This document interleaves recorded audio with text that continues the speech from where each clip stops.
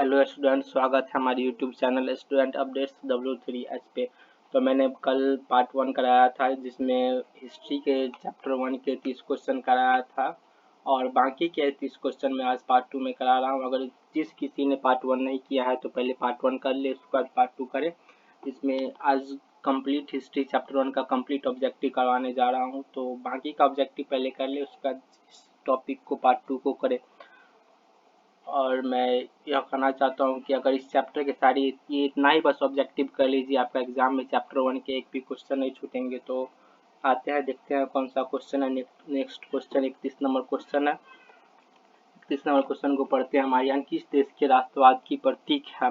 मतलब मारियान जो देश है उसके एक राष्ट्रवाद है, उसका प्रतीक क्या है? ए फ्रांस हो जाएगा, बी रूस, सी इटली, डी जर्मनी। तो आंसर ए नंबर हो जाएगा, फ्रांस है इसका आंसर। आते हैं 32 नंबर क्वेश्चन पे। फ्रांस के किस राजा ने कहा था अंग्रेजी राजा की भांति शासन करने की अपेक्षा लकड़ी काटना अधिक पसंद करेंगे? ए लुई सोलहवां ने, बी नेपोलियन पापा ने, सी लुई नेपोलियन ने, डी चार्ल्स दसम ने। तो किसने ऐसा कहा था? तो 32 नंबर का हो जाएगा ए लुई सोलहवां ने ऐसा बोला था। आते हैं नेक्स्ट क्वेश्चन नंबर 33 पे। जर्मेनिया क्या थी? ए ब्रिटिश राष्ट्र का प्रतीक, बी जर्मन राष्ट्र का प्रतीक, सी रूसी राष्ट्र का प्रतीक और डी ऑस्ट्रेलियन सम्राट का प्रतीक। जर्मेनिया क्या थी? 33 नंबर क्वेश्चन का आंसर हो जाएगा सी, रूसी राष्ट्र का प्रतीक थी। 34 नंबर क्वेश्चन पे आते हैं। वियन सम्मेलन का आयोजन किस वर्ष हुआ था? वियन में जो सम्मेलन हुआ था उसका आयोजन किस वर्ष हुआ था? 1804 में, 1805 में, 1815 में और 1830 में। तो किस वर्ष हुआ था? डी नंबर हो जाएगा, 1830 में हुआ था वियन सम्मेलन। नेक्स्ट क्वेश्चन आते हैं। नेक्स्ट क्वेश्चन क्या कहती है?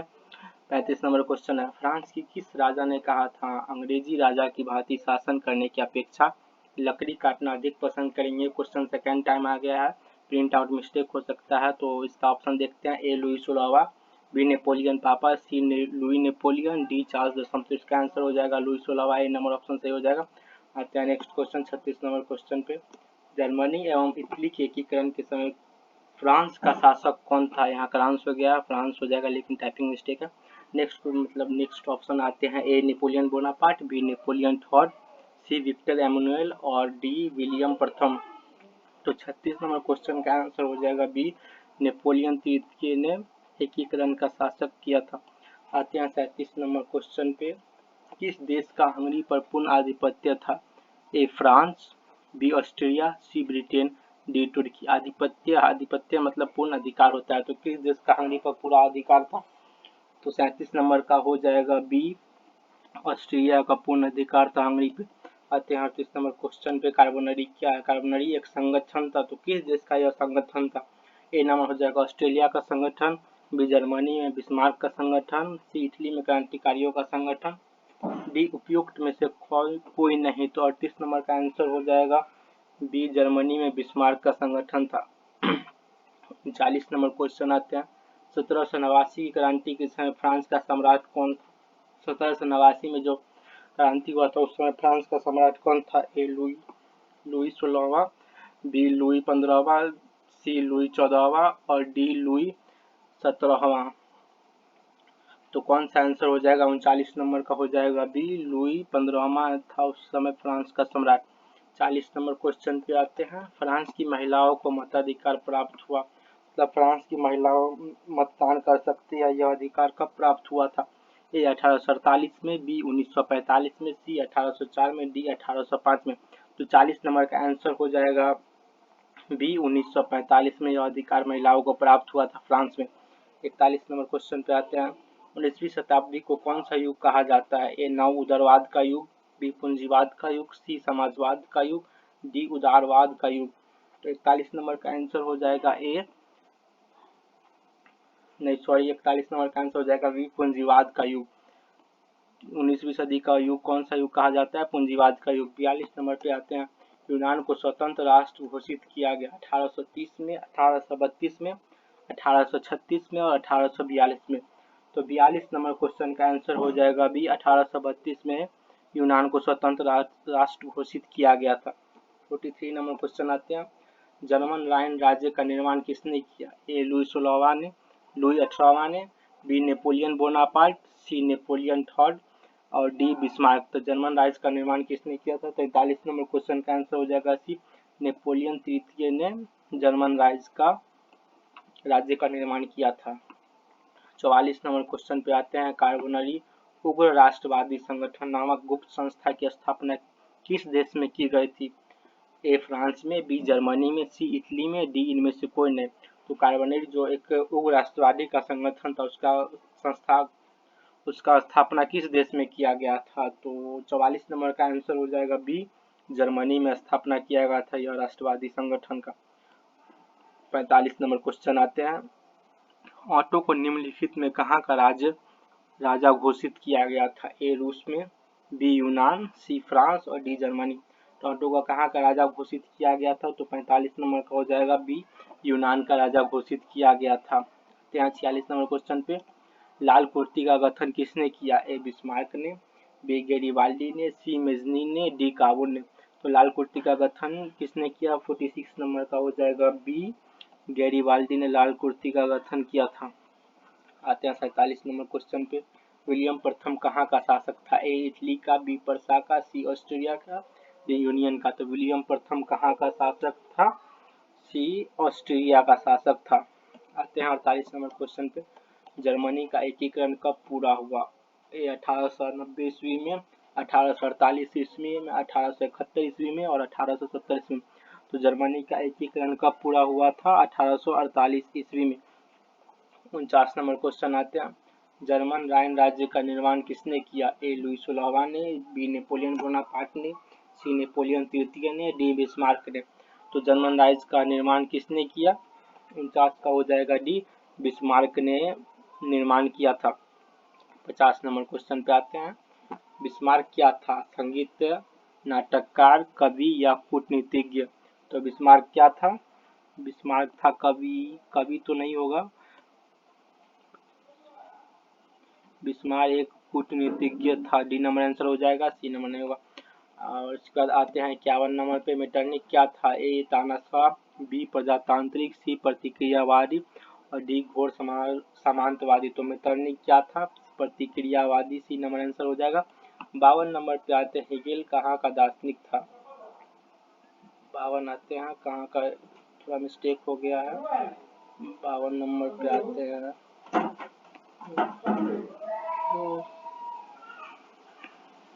हेगेल कहाँ का दार्शनिक था? ए नंबर पे आते हैं 52 का डी, इनमें से कोई नहीं। और 53 नंबर पे आते हैं, निम्नलिखित में किस युद्ध के परिणाम स्वरूप जर्मनी का एकीकरण हुआ? ए क्रीमिया का युद्ध, बी पर्सा डेनमार्क का युद्ध, सी सेदोवा का युद्ध और डी सीडान। निम्नलिखित में किस युद्ध के परिणाम स्वरूप जर्मनी का एकीकरण हुआ? तो 53 नंबर का आंसर हो जाएगा बी, पर्सा डेनमार्क का युद्ध। 54 नंबर पे आते हैं, इटली की स्थापना किसने की? इटली की स्थापना की ए काबुल ने, बी मेजनी ने, सी बिस्मार्क ने, डी गैरिबाल्डी ने। तो इटली की स्थापना किसने किया था? 54 नंबर का आंसर हो जाएगा बी, मेजनी ने इटली की स्थापना की थी। 55 नंबर क्वेश्चन देखते हैं, जर्मनी एवं इटली के एकीकरण के समय फ्रांस का शासक कौन था? ए नेपोलियन बोनापार्ट, बी नेपोलियन तृतीय और सी विक्टर एमुनुएल और डी विलियम प्रथम। तो 55 नंबर का आंसर हो जाएगा सी, विक्टर एमुनुएल ने जर्मनी एवं इटली के समय फ्रांस का शासक था। आते हैं 56 नंबर क्वेश्चन पे, क्रीज संधि द्वारा स्वतंत्र यूनान राष्ट्र का उदय हुआ? ए हो जाएगा वियना की संधि, बी एड्रियानोपोल की संधि, सी कुस्तुनिया की संधि, डी प्राग की संधि। तो 56 नंबर का आंसर हो जाएगा ए वियना की संधि। 57 नंबर, सन 1870 में फ्रांस और पर्सा के बीच युद्ध कहाँ हुआ था? ए सीडान में, बी सेडोवा में, सी साइडाइन में, डी फ्रैंकफर्ट में। 57 नंबर का आंसर हो जाएगा सी, साइडाइन में। 58 नंबर आते हैं, हेगेल कौन था?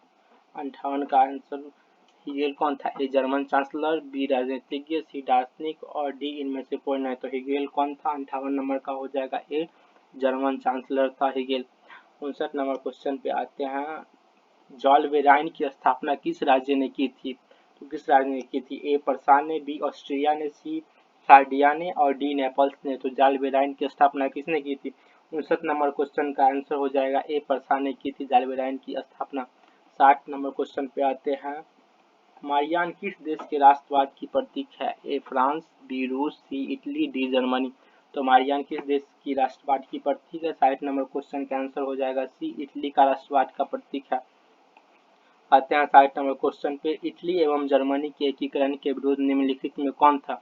ए इंग्लैंड, बी रूस, सी ऑस्ट्रिया, डी प्रथा। 61 नंबर का आंसर हो जाएगा सी, इटली और जर्मनी के एकीकरण के विरुद्ध ऑस्ट्रिया विरोध में थी। 62 नंबर, काउंट काबुल को विक्टर एमैनुअल ने किस पद पर नियुक्त किया? ए सेनापति, बी फ्रांस के राजदूत, सी प्रधानमंत्री, डी गृह मंत्री। तो 62 नंबर का आंसर हो जाएगा 62 का आंसर हो जाएगा सी, प्रधानमंत्री के पद पर। 63 नंबर पे आते हैं, मेटरनी का पतन कब हुआ था? 1945 में, 1947 में, 1948 में, 1949 में। तो मेटरनी का पतन कब हुआ था? 63 नंबर सी हो जाएगा, 1948 में मेटरनी का पतन हुआ था। 64 नंबर आते हैं, हनोई समझौता कब हुआ था? ए 1944 में, बी 1945 में, सी 1946 में, डी 1947 में। तो 64 नंबर का आंसर हो जाएगा ए 1944 में। 65 नंबर, युवा इटली संस्था का विकास किया, किसने किया युवा इटली का विकास संस्था का? तो ए मेजनी ने, बी काउंट काबो ने, सी गैरिबाल्डी ने, डी बिस्मार्क ने। तो युवा इटली संस्था का विकास किसने किया था? 65 नंबर का हो जाएगा ए मेजनी ने। 66 कार्बोनरी की स्थापना, 66 नंबर क्वेश्चन का आ गया। 66 नंबर, कार्बोनरी की स्थापना किस वर्ष हुई थी? ए 1810 में, बी 1815 में, सी 1830 में और डी 1847 में। तो कार्बोनरी एक संस्था है जिसकी स्थापना कब हुई थी? 66 नंबर का क्या आंसर हो जाएगा? बी, 1815 में कार्बोनरी की स्थापना हुई थी। 67 नंबर क्वेश्चन आते हैं, मेजनी का संबंध किस संगठन से था? ए लाल सेना, बी कार्बोनरी, सी फिलिक्टेरिया और डी डायर। तो मेजनी का संबंध किस संगठन से था? 67 का हो जाएगा डी, डायर से संबंध था। 68 नंबर आते हैं, 19वीं शताब्दी में यूरोप में राष्ट्रवाद के विकास का क्या परिणाम हुआ? ए साम्राज्यवाद का विकास, बी उपनिवेशवाद का विकास, सी निरंकुश राज्यों की स्थापना, डी राष्ट्रीय राज्यों की स्थापना।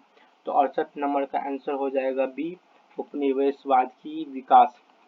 69 नंबर पे आते हैं, बिस्मार्क किस विद्वान की विचारधारा से प्रभावित था? ए रूसो, बी हिगेल, सी ऑस्टर और डी जैकब। तो बिस्मार्क किस विद्वान की विचारधारा से प्रभावित था? तो 69 नंबर का हो जाएगा बी, हिगेल के विचारधारा से प्रभावित था।